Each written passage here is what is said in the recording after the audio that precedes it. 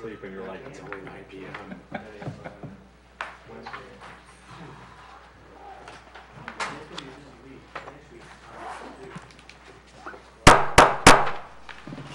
Good evening. I'd like to call this meeting for the Building and Lands Committee meeting to order. We'll do roll call. Mr. Miller?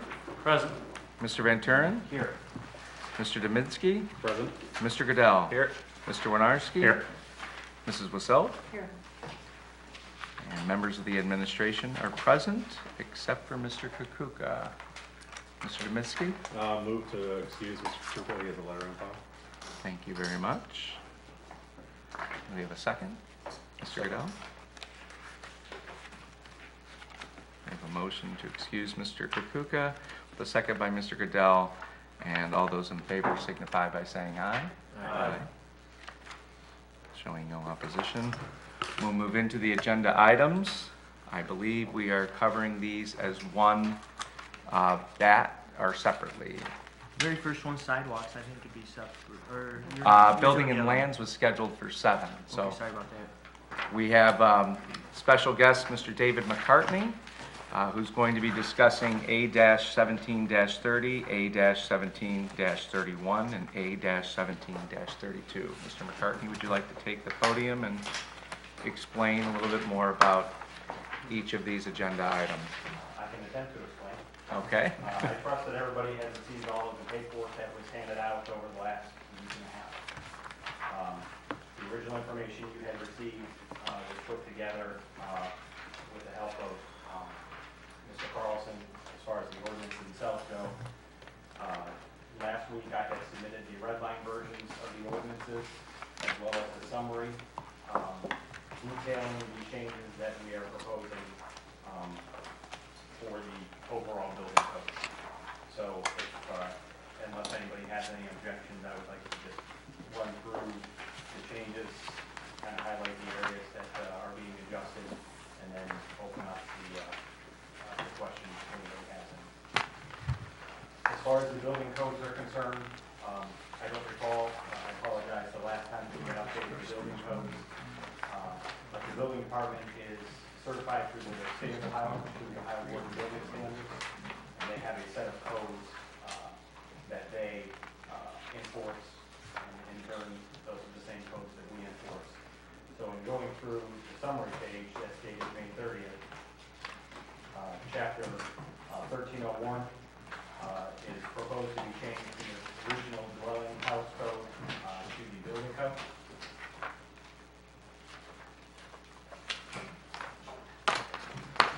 Chapter 1303 will be changed from the Ohio Building Code to the residential building code for 1, 2, and 3 family structures. Chapter 1305 will be changed from the electrical code to the mechanical code. Chapter 1307 from the Ohio Plumbing Code to simply the plumbing code. 1308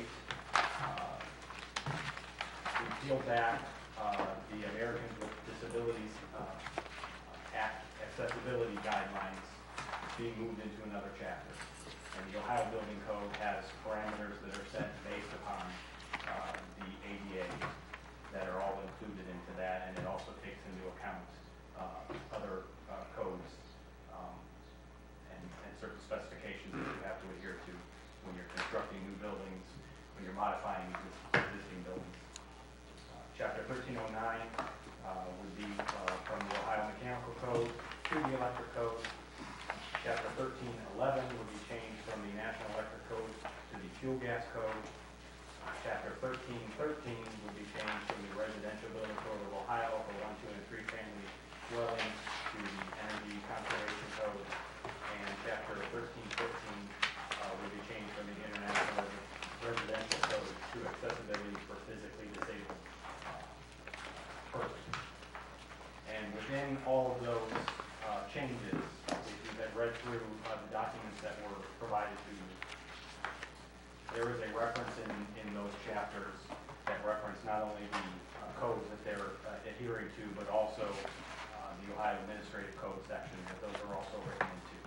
So that as those codes are updated, they're updated every 3 years. When the Ohio Board of Building Standards adopts those new codes, then it's already written into our ordinances that those codes would also be updated, so that we are not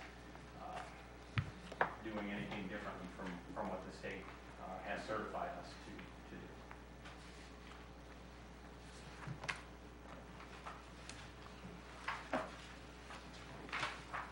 Thank you, Mr. McCartney. And for questions, do we want to handle these separately in terms of the documents? It would probably make more sense to handle them as we get through. Okay. The individuals or raised questions will get lost. So questions relating to A-17-30, Mrs. Wasil? Actually, I have some generic ones that apply to all of them, so. Okay. I just want to make sure I understand this. You are changing these structural codes so that, I'm thinking you're reducing the actual size of the ordinances because we're doing a lot of incorporation by reference. That's correct. And that allows us to, it reduces the chance of our being in the position that we are right now, is that we are behind. I wouldn't necessarily say behind, but the codes, we're adhering to the Ohio building codes that are approved by the Ohio Board of Building. But they're not in our ordinances. That is correct. Okay. They're not specifically in our ordinances, but as a certified building department, those are the codes that we are enforcing. Yeah, okay. So this is to make, this is to basically bring us to reality. That's correct. All right, and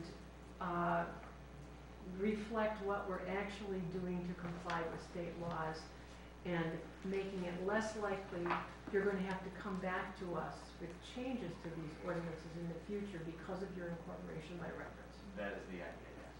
Okay. Thank you very much. That's the end of my questions. Thank you, Mrs. Wasil. Mr. Miller? Thank you, Mr. Chairman. I was looking at one of the ordinance, but before I get there, I do want to thank you for taking the time. I know I show up unannounced in your office all the time asking questions, and when I get you to work with me so forthcoming and so easily, it sure is nice. So you answer my questions all the time, whether it be there or on the floor here, so we're so happy to have you here. And it seems like you put a lot of time into this, getting this updated so that it's a working document with what your building department currently wants to do. Correct. And so that the ordinances mirror that, correct? And then we're also trying to, as our colleague over here had stated, we're trying to line it up and reference it with the ORC. So Correct. the only question I had was I've looked at a lot of this and I don't see anything that stands out that it's going to immediately impact one of our residents or do any major significant changes. But go ahead, you look like No, yes. no. However, I was looking at 133108. This is the only place that I had a question on. And and I don't have a page number, but it is towards the back. Existing way or the- Yes, it's the one with the lines through, the strike through, Have we moved the to added words, 17? and it's the, looks like the existing one, the color, Yeah, it's in color, we're 13. still on, Mr. Miller, we're still on A-17-30. All right. We were going to handle these individually Okay, so in terms each of one. questions. Okay, I thought, okay. Then I can back out of that, and when you're ready for 133108, we'll come back to that. I have no further questions, because that was the only one in this I had. Thank you. Kind of document goes together quite a bit. Thank you. Any other questions relating to A-17-30? Mr. Winarski? I'd like to suggest that we send this to the Florida Council. Mr. Goodell? Second. Thank you.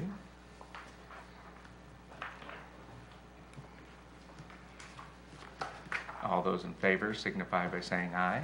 Aye. Any opposed? The chair votes yes as well. Okay, we'll move on to A-17-31. This particular ordinance is regarding specifically the electrical codes, and not necessarily the electrical code that we will be have charge over in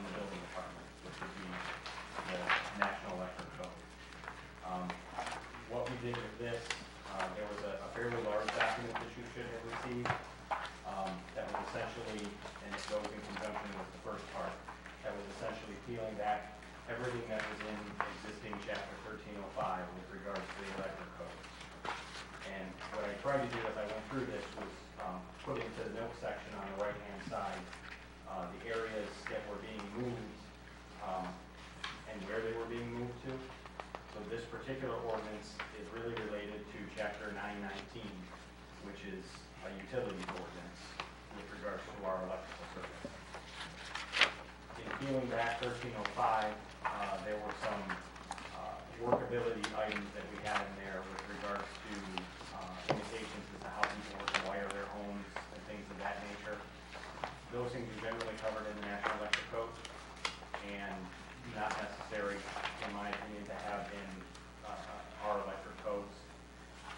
So there's a couple of sections that were directly affected in chapter 919. We actually added to the end of 919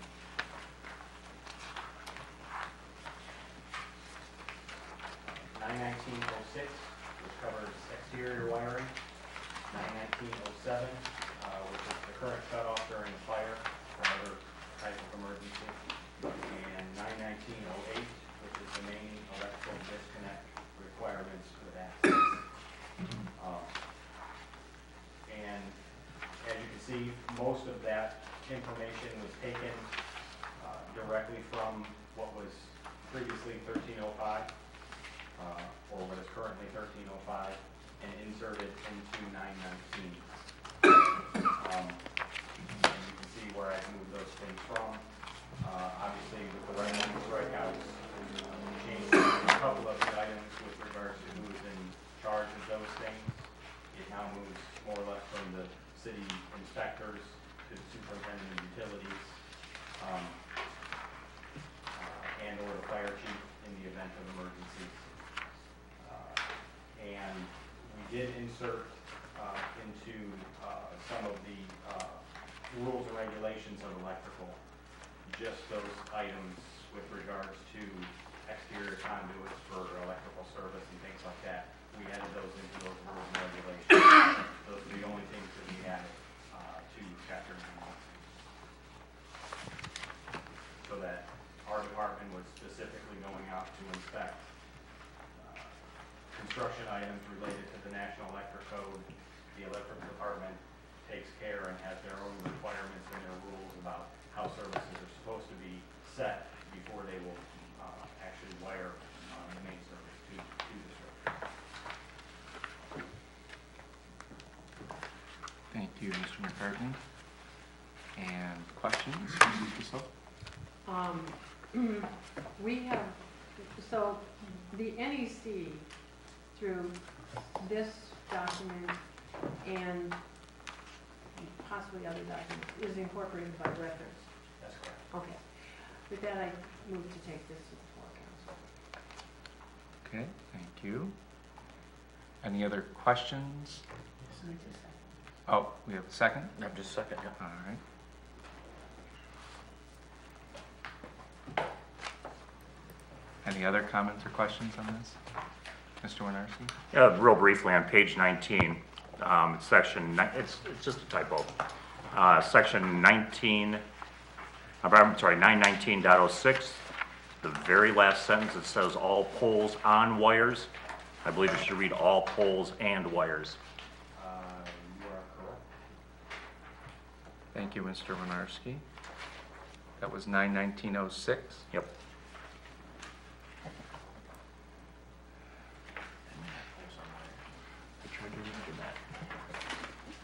That's all, thank you. Thank you. Any other comments or questions relating to A-17-31? We have a motion on the floor with a second. All those in favor signify by saying aye. Aye. Any opposed? The chair votes yes as well. Which leads us to A-17-32. The changes that we are requesting to have approved, again, are administrative in nature. More or less, it's changing the ordinances to reflect how we do business within the department. There are quite a bit of red lines and blue lines on here. It was changing the wording to make it reflect how the Ohio Board of Building Standards references things. For instance, changing the chief building official to this building official. There's a reference in here about the building official and how they are hired. It can be a part-time position, or obviously if the individual who works full-time for the city is qualified by the state's mandate, that they can also have that position as a full-time position. There is a line item in the contract that has that wage set, so that's what we referenced here. That's referenced a couple times actually for building inspecting. With regards to our plumbing and electrical inspectors, we have adjusted that to, there is a fee in here that we could pay per inspection, or a notation that we can pay essentially on a salary basis. That comes out of our budget that's approved for council every year. We make that work internally. A notation change was made that the position of building inspector or electrical inspector, instead of being appointed by the safety service director, is approved, just because those types of, when somebody comes in or we're looking for somebody to fill those roles, it's generally our department is making those phone calls to qualify the people and make sure that it's going to work prior to even taking it to the safety service director or the mayor's office, if the case may be. The cash drawer, as many of you know, we are taking payments directly in our own office. We started that in February. So I moved the cash drawer information down to the end. It's the same dollar amount that we have. And with the monthly settlement, that essentially remains the same. So that takes care of 133109, which is the building department chapter, or I'm sorry, 1331, which is the building department chapter.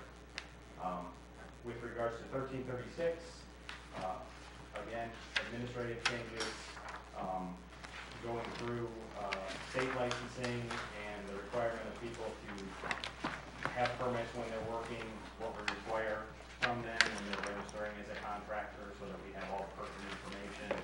That information is then given to our tax department, so they also have that information.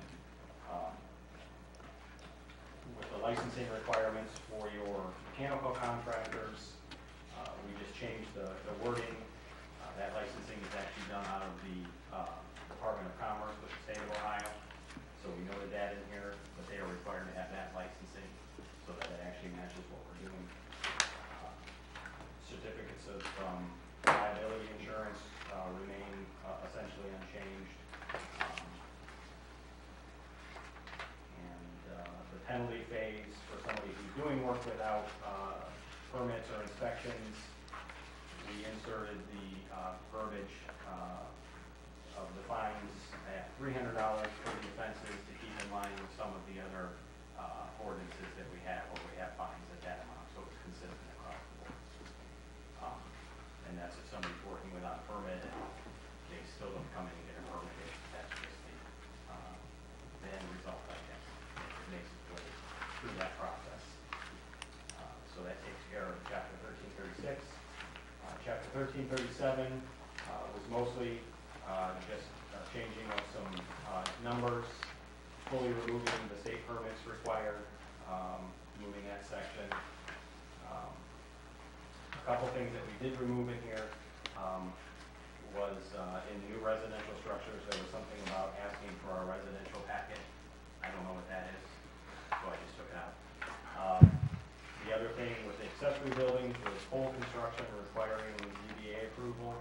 I removed that strictly because there are plenty of pole-style buildings that are built that you would have no idea they were pole-style construction. I didn't necessarily, we already have provisions in there that accessory buildings can only be so big. We do not allow any pole-style construction to be attached to any conventionally framed construction because those structures move differently. So if you have a detached garage and you want to build a whole building, you can not attach that to your house because the structure is moved differently, so. um, And we also had removed, I believe it was in here, with regards to contractors, I'm sorry, that was in the previous one. Contractors are no longer required to have bonding, so that was taken out. We did change or added the impact fees. And this was someplace in the ordinances, but I didn't make this up on my own. But sanitary sewer impact fees and water system impact fees, we charge one rate for structures within the city. We charge a different rate for those structures outside of the city. But for whatever reason, that was not located in here at that spot, so we just added that back in. And really the rest of it is just, again, correcting the language so that it reflects how they actually operate in the bus. Thank you very much. Questions on A-17-32, Mr. Miller? Can we go back to 31? Okay. So, at 1331.08, 1331.08, there's no page number, but it's conflict of interest. I noticed here, pulling up the ordinance on Conway Green, and it looks to me like instead of having it written out about part-time or contracted, you've just stated here that no officer or employee connected with the building department shall be financially interested in furnishing labor, materials. No such officer or employer shall engage in any work which is inconsistent with his duties or with interest in the building department. How did it get to this? And the double lines is indicating for this case? I think it was actually just taken from another section. I don't remember what the section used to be. It's put in 1331.08. Right, but where's it coming from? It came from 1331.04. Yes. I believe. Okay, Correct. thank you. I missed that. That's why I missed it. I'm like, where did that come from? And I thank you, Thank you, Mr. Randall. Mr. Ramos. I appreciate that. I've looked at this too many times. Yeah. So, okay, so that was just moved and it's nothing new. No, I didn't insert anything new. I think that's important to have so that there's no questions about Absolutely. somebody doing work with somebody and any of those questions coming up. And then if you turn to 1336, may I, Mr. Chairman, go to 1336? Mm-hmm. 1336.02, exceptions.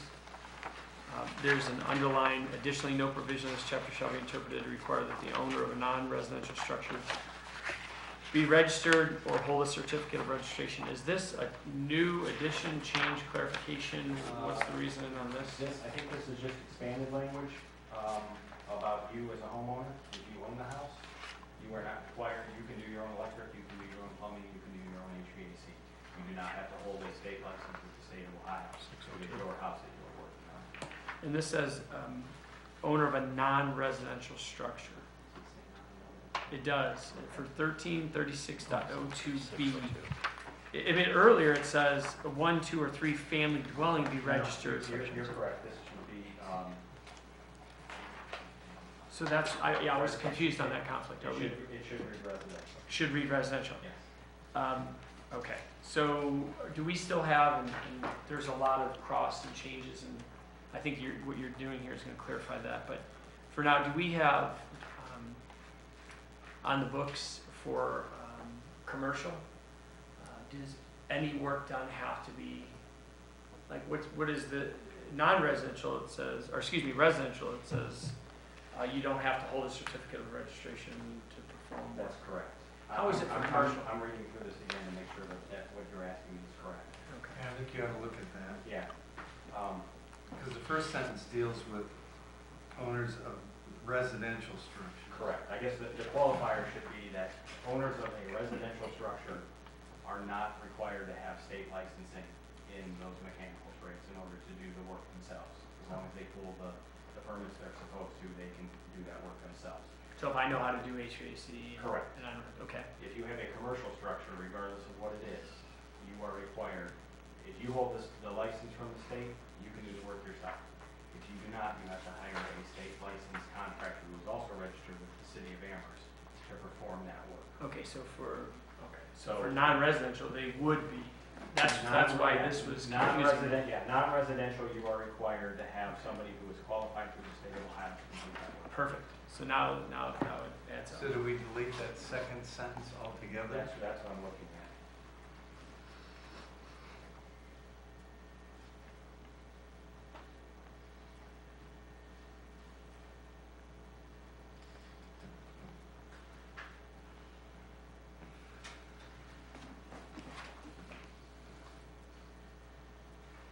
I don't know if that's necessary. I think that can be taken out.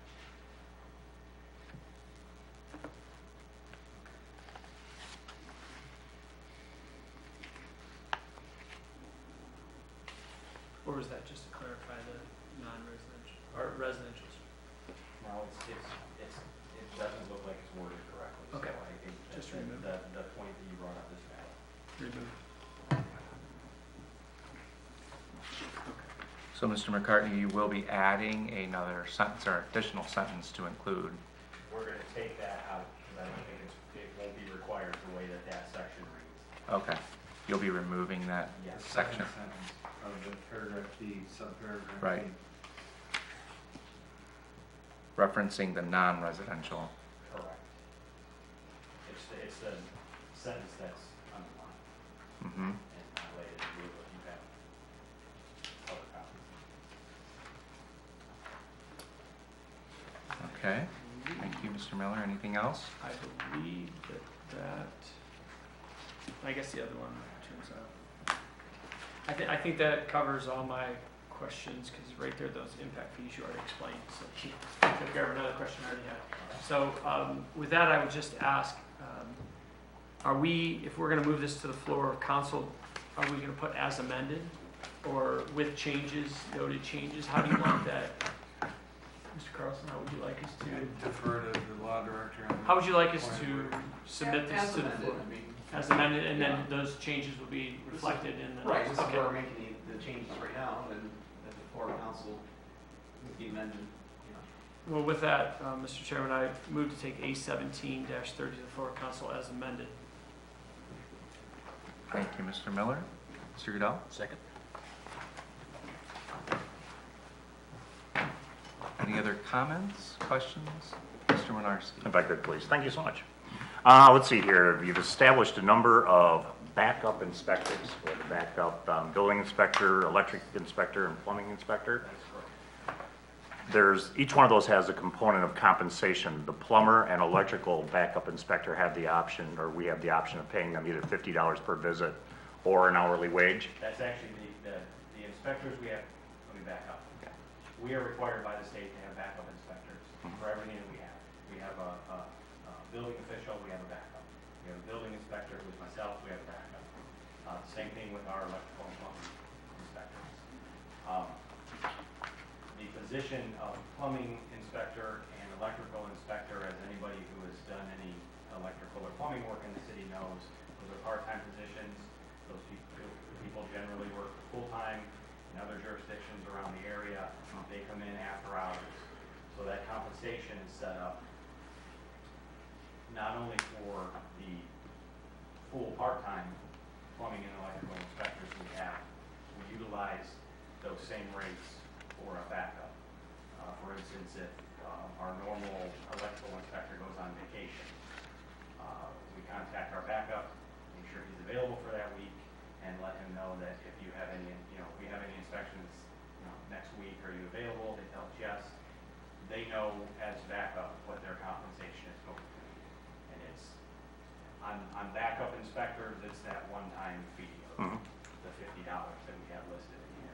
It was previously 25 whenever this was originally amended years ago. So they are aware of that when we talk to them about coming on as a backup inspector. Okay. But my question is, but thank you, very good.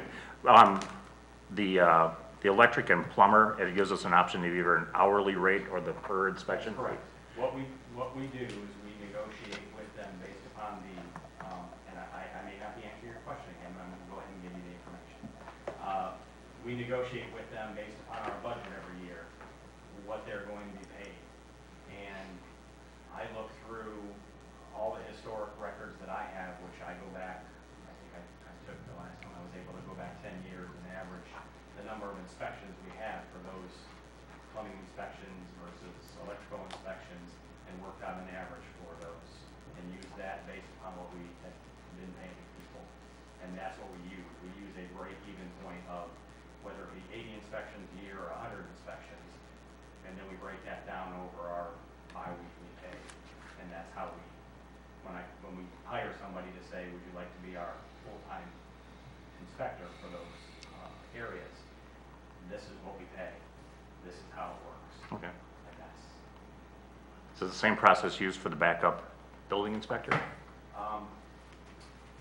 typically, in the 4.5 years that I've been here, that has never come up because our building official, who oversees our department, always fills in for me. He's already being paid to fill that position. So, in answer to your question, if I were to ever become the building official, then we would have to work that same type of compensation, essentially. Okay. Actually, okay, here's my question. Let me just spit it out here. Those two, the electrical and the plumber, there's options for either hourly or $50 per. Correct. The backup building inspector is only $50 per, no hourly wage option. Is that something we wanted in here, or did we intentionally leave it out? I'll be honest with you, I left it out because that's the position that I hold right now. So as far as I'm concerned right now, sitting in the position I am, we're only gonna need a backup. And that's how it is generally going to be, moving forward as well. I mean, if council would prefer that we put something in there along the same lines of the language of the plumbing and electrical inspectors, to your point, that's probably not a bad idea.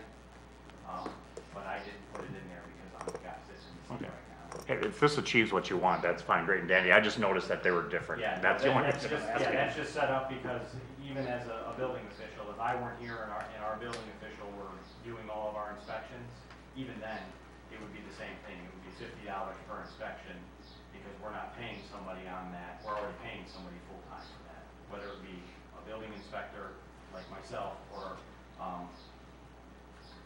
if we had a full-time building official who can also do those same inspections that I do every day, you know, Monday through Friday, 8 to 4. So. Okay. My whole point was just to make sure we didn't leave a sentence out. All right, well, I gave you more information. I know. Thank you. That's all. All right. Thank you, Mr. Winarski. Anyone else? Yes, Mr. Ramsey.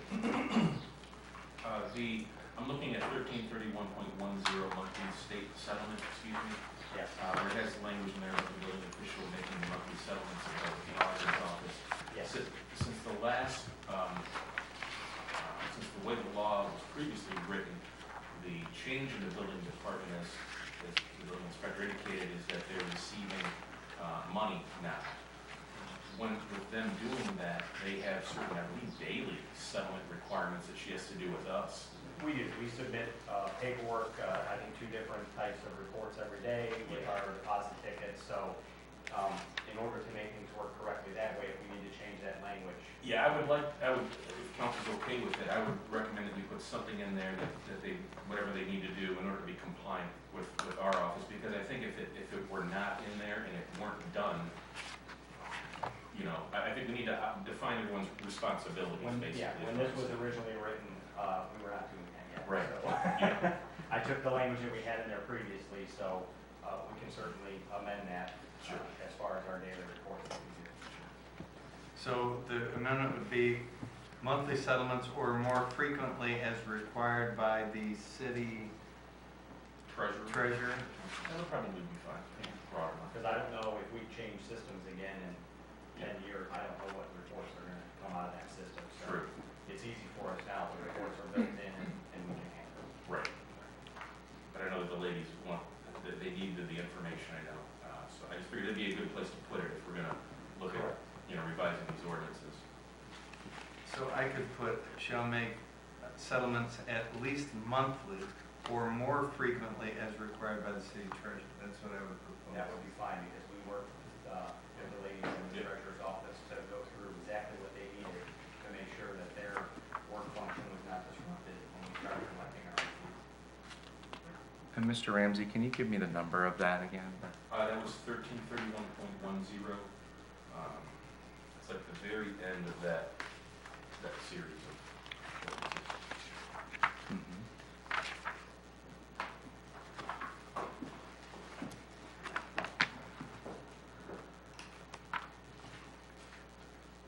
So I guess I'm looking for an amendment. We already have that. There's already a motion with as amended. And there's already a second. Oh, for this So amendment? as long as these two agree to add that to their motion. Oh, okay. Mr. Miller, do you agree to add that? Yes. amendment? Thank you very much. All right, we do have a motion on the floor to pass A-17-32 on to council by Mr. Miller and seconded by Mr. Goodell. We'll do a voice vote. All those in favor signify by saying aye. Aye. Chair votes yes as well. 5-0. Mr. Miller, Move to adjourn. we have a motion to adjourn from Mr. Miller, seconded by Yes. Mr. Winarski. So moved. Okay, thank you. All those in favor signify by saying aye. Aye. Thank you. Any opposed? We adjourn at 7:37 p.m. Flush. Thank you.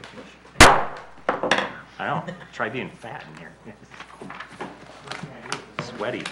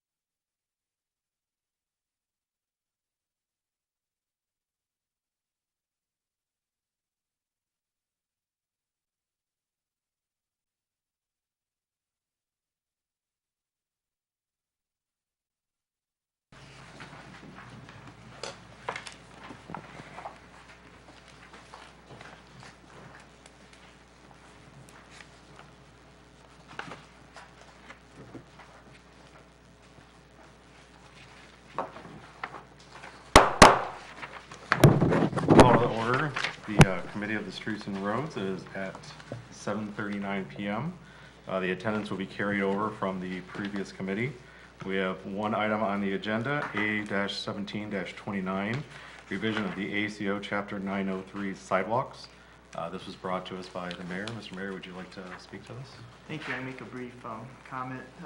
As we all know, when we tried the sidewalk program a month or so ago, we found out that trying to accommodate both the state ordinance and our local ordinance was fairly cumbersome and really limited us and made it hard to do the project all in 1 year like all the ordinance that the city had would have required. So this was a group effort, the law department and the building department to come up with an ordinance for the city that would mostly follow the state codes but still keep some of the essence of our local code to make this a better ordinance so that we can fix our sidewalks. So there was the scratched out version in the back and the clean version is in the front. If you have any questions, I'm glad to answer them, or if I can't, the building inspector or the law department could probably answer them too. I did look at this earlier, and I was actually kind of surprised. Under the penalty section, it looks like people can be fined $300 per day. Is that accurate and excessive? Most ordinances are per day. It doesn't happen very often. The law department might want to chime in on this one.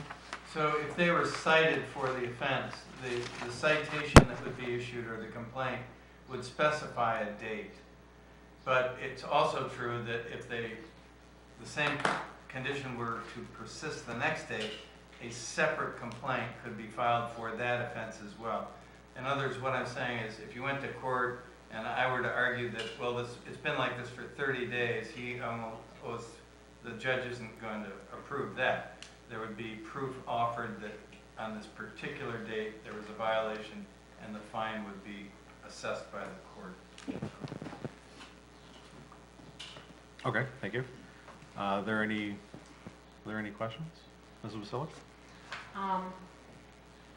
Carlson, Mr. Pecora, you worked on this and you are comfortable with the wording on this, correct? I didn't work on it, but I've worked with Tony generally on the fact that there are two things going on in your ordinance and the Ohio Revised Code, and often they take the city in different directions.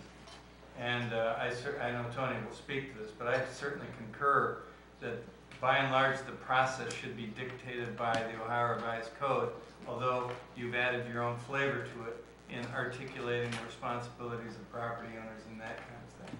So in other words, this has brought this up to be consistent with the Ohio Right, we Code. wanted to streamline this with the Ohio Revised Code so there wasn't any confusion. We had Okay. some, Okay. our old Amherst codified ordinances had some disparities, some differences from the Ohio Revised Code provisions, which were incorrect. So this makes it easier to enforce? Yes, Okay. yes. Okay, very good. Thank you very much. With that, I need to take this to the floor. Okay. We have a motion on the floor. Do we have a second? Mr. Goodell? I will second.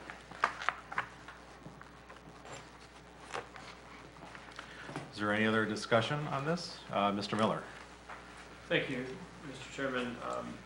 Appreciate the law director's efforts along with the mayor and met with you on this. And there were some issues that we had and I think that repealing this and working off the ORC, but also in writing the language that you did is going to allow some more flexibility for us to do what Mr. Winarski had attempted to do in the first place, and that was to bring about improvements of the sidewalks. And then my efforts were to prevent the owners of sidewalks from being handled in a way that I didn't see fit. So I like everything here.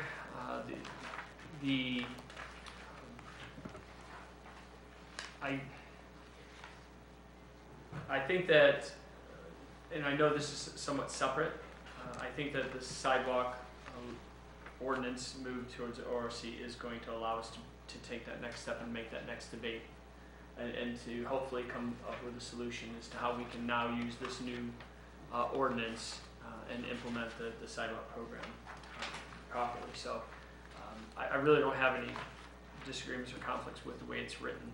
I just wanted to say thank you for taking the time to meet with Mr. McCord, myself, and others, Mr. Winarski, and making sure that this ordinance does what it's supposed to do. So with that, I yield to the floor. Thank you, Mr. Chairman. Mr. Janik? I just had a question in part 903.03, where it says the inspection is to the satisfaction of the building official after it's repaired. Would that be Mr. McCartney or someone designated to this office? Or? Either office. Okay, thank you. This is the the only question I normal had. procedure. Thank you, Mr. Chair. Mr. Miller? And just to touch on Mr. Janik's question on it, that's the reason for the permit being $0 and making sure that a permit must be taken out, right? That's correct. That gives us a record that a city sidewalk is being replaced. They still have to prepare it. However, the city deems that the sidewalks are supposed to be installed. Our department goes out, verifies that it was set up that way. All right, excellent. And I'm glad you took the cost out of that. I do appreciate that that's $0. I know it was only one, but still just the idea that In the time that I've been here, we have never collected $1 for city sidewalk. literally or figuratively. Thank you, Mr. McCartney. No further comments or questions. Thank you, Mr. Chair. Mr. Winarski? Thank you, Mr. Chair. I'd like to direct your attention, once again, this is a typo thing. I don't know, I must have been on a roll last night. Page 1, cross-reference section, lines 4, 5, 6, and typically when we identify an ordinance that we're cross-referencing, there's a prefix to it, for example, ORC or ACO. I don't see that in 4, 5, and 6. It just says C, Health, Safety, and Sanitation. I believe it should be C, ACO, Health, Safety, and Sanitation, 521.06, and then that continues on the way down. the next 3 sentences.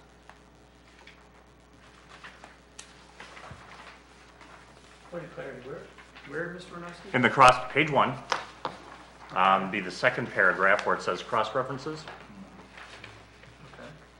It begins by recognizing that this is some ORC cross-reference, but it's absent in lines 4, 5, and 6. I'm suggesting or thinking it should be prefixed with, for example, it says duty to keep sidewalk and repair and clean, see health, safety, and sanitation, 521.06. I believe it should say ACO, health. Yeah, Amherst codified ordinance, that's verified, so, but instead of ORC, the Ohio Revised Code, to make sure we're referencing the proper code, which is the Amherst codified Right. ordinances, chapter 521, health, safety, and sanitation. And the only reason I mention it is because we've done it in other ordinances where we have ACO in Yeah, I advance of that. agree. Particularly since we make reference to Ohio Revised Code, so. That's all. Thank you. Mrs. Rusilic, do you accept that? I do. Thank you. Mr. Goodell, do you also accept that? Yes, I accept Thank you. Is there any other discussion or questions? Mr. Miller? Wouldn't we further just take it down through and put, instead of putting planning and zoning or administration, why Well, would we not have ACO there as well for those Well- two, just to be, I'm sorry, Mr. Miller. Oh, don't, I was just to be- gonna answer your question, actually, I think anything that references the Ohio Revised Code is referenced as ORC versus if it's general, for instance, let's see here, general offenses 51703, that's an Amherst, right, issue. So whenever it's specified as the Ohio Revised Code, so in the RC, that is the Ohio Revised Code. When it's not specified as the ORC, then it is Amherst codified ordinances. And I think what David just indicated, we would have to change the whole, probably all of our ordinances, because I think all of our ordinances follow that. so that's not necessary. I can only support my suggestion based upon section, when we visited earlier, ordinance 17-32. If you go to the cross-reference information there, it does offer ACO. I mean, tell me what your flavor is. Yeah. I guess depends on what we want to change throughout the entire. I don't want to split hairs. I'm just calling it as I see it, so Yeah. No, I understand. run with it as you see fit. I guess we have to be consistent. We need to be consistent, so. And I'm Well, the current motion on the floor does have, it is as amended with ACO. Is it, That was the amendment that was made. Correct. Is it- Include the ACO. preferable to not have the ACO per the law director and assistant law director? Well, as far as for drafting purposes, I suppose for this particular section, we can make it ACO, but, it's not gonna hurt. yeah. Ms. Priscilla? That's a proofread change that I would expect not have to be decided by council. I would agree. So I'd say just do it. Right. Well, And I don't think we need to have any more discussion about that, other than we need to make it consistent. But we don't need to amend anything. we're not making any substantive changes, we're just, No. we're making It's what it's gonna appear on the Ohio Revised. I'm It's a sorry. good idea to be consistent, Yeah. and then we can just leave that to you. I don't think it's really a problem. We'll make the change on this particular section. Are there any other comments or questions on the motion on the floor as amended? Seeing none, we'll take a roll call vote. I'm sorry, we'll take a voice vote. All those in favor, please signify by saying aye. Aye. All those opposed? The chair also votes yes. Mr. Miller? Move to adjourn, please. Mr. Goodell? Second. The motion on the floor to adjourn. All those in favor, signify by saying aye. Aye. All those opposed? We are adjourned at 7:50.